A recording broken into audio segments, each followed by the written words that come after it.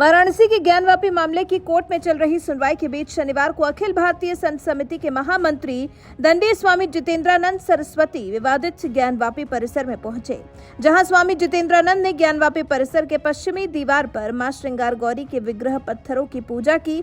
साथ ही ज्ञानवापी के वजूखाने की ओर मुख किए नंदी महाराज का भी जलाभिषेक करते हुए श्री राम कथा की शुरुआत भी की। इससे पहले मीडिया से बात करते हुए उन्होंने समाजवादी पार्टी के नेता स्वामी प्रसाद मौर्य के श्री रामचरितमानस पर दिए गए विवादित बयान पर उन्हें आड़े हाथों लेते हुए चरित्रहीन बता दिया था। ज्ञानवापी परिसर में मां श्रृंगार गौरी के दर्शन के बाद मीडिया से बात करते हुए स्वामी जितेंद्रानंद सरस्वती ने श्री रामचरितमानस पर सवाल उठाने वाले नेताओं पर बयान दिया।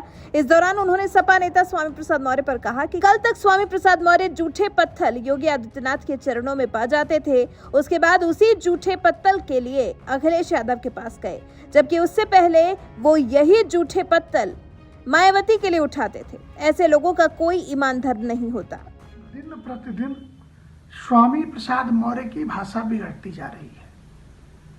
अंतर्राष्ट्रीय टूल किट अर्थात भारत में विभाजनकारी षड्यंत्र के लिए अमेरिका के जॉर्ज सोरोस द्वारा प्रायोजित देश की एकता और अखंडता को तोड़ने के लिए जिस प्रकार आरजेडी के नेता चंद्रशेखर का बयान, रामचरितमानस को लेके, इसके बाद कर्नाटक में केएस भगवान के द्वारा भगवान राम पर आक्षेप और तदुपरांत उत्तर प्रदेश में स्वामी प्रसाद मौर्य की भाषा यह बता रही है कि ये एक जनाधार विहीन, चरित्रहीन, भ्रष्ट राजनयिक जो सभी दलों के पत्तल चाटते चाटते इस गति को आ चुका है, उसके सामने सनातन धर्म को, भगवान राम को, रामचरितमानस को, मनुस्मृति को गाली देने के अलावा कोई विकल्प नहीं बचा है।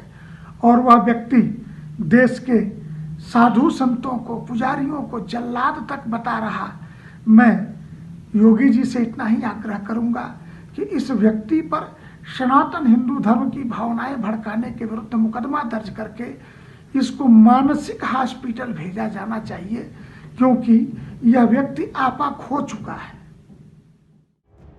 बताते चले कि सैकड़ों वर्षों से माघ शुक्ल की सप्तमी के दिन मां श्रृंगार गौरी के दर्शन पूजन की और बाबा काशी विश्वनाथ को श्री राम कथा सुनाने की परंपरा चली आ रही है। इस बाबत स्वामी जितेंद्रानंद ने बताया कि पिछले 65 वर्षों से ये सरकारी रिकॉर्ड में भी दर्ज है। आज माघ शुक्ल सप्तमी को काशी विश्वनाथ ज्ञानवापी यूं तो औरंगजेब के द्वारा तोड़े जाने के बाद से ही काशी के संत और कथा व्यास भगवान विश्वनाथ को राम कथा सुना करके इस मंदिर के ध्वंसावशेष के कलंक को मिटाने की बात करते थे। यह अनुष्ठान सैकड़ों वर्षों से चलता रहा है। सरकारी रिकॉर्ड में पिछले 65 वर्षों से यह दर्ज है। राम कथा सबसे पहले मां श्रृंगार गौरी का पूजन, उसके बाद प्रतीक्षारत नंदी का पूजन, फिर बाबा विश्वनाथ का पूजन करके कथा व्यासों के बीच, और जो लोग श्री रामचरितमानस का नवाह पाठ करते हैं, पारायण करते हैं, ऐसे शताधिक ब्राह्मणों का पूजन अर्चन करके आज यह पाठ प्रारंभ हुआ। लोगों को कम पता है कि वर्ष में एक बार श्रृंगार गौरी का पूजन होता है, ऐसा नहीं है। श्रृंगार गौरी का पूजन कार्तिक मास में कथा के दौरान भी 2 बार होता है और माघ मास में भी राम कथा के उद्घाटन और समापन के अवसर पर होता है। अर्थात वर्ष में कुल 5 बार ही पूजन होता है। यह परंपरा में सैकड़ों वर्षों से चला आ रहा है।